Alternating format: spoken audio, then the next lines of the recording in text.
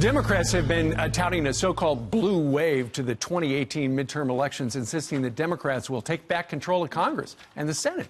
However, a brand new Axios poll shows otherwise. Let me introduce you to the deputy news editor of Axios. Alexi McCammon joins us live. Good morning to you. Hey, good morning. You know, the mainstream media, they've been talking all about a blue wave, right? Right.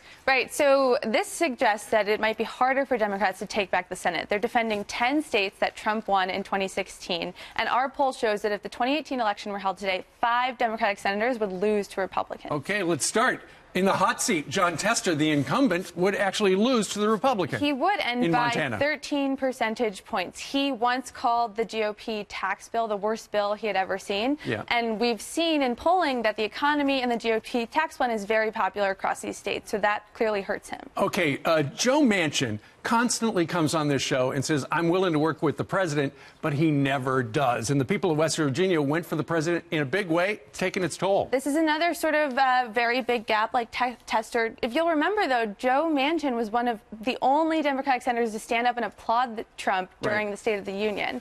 But so he still hasn't voted with him. He hasn't and that's a voted with problem. him. Exactly. Claire McCaskill, an anti-Trump person in a Trump state.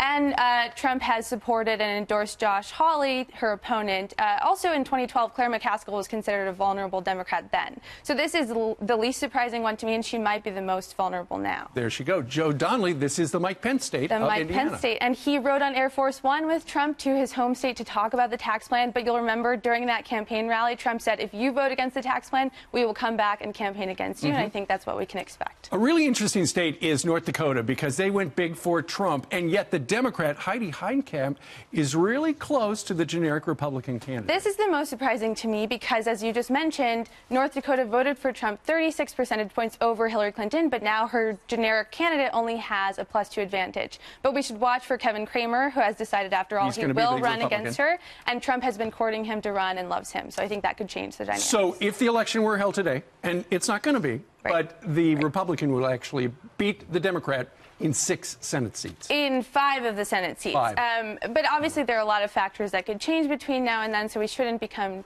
too alarmist. But I will say that I think this Senate Democratic takeover is a lot harder to achieve than the House takeover. Alexi, thank you so from Axios. much. Thank you very much. Thanks.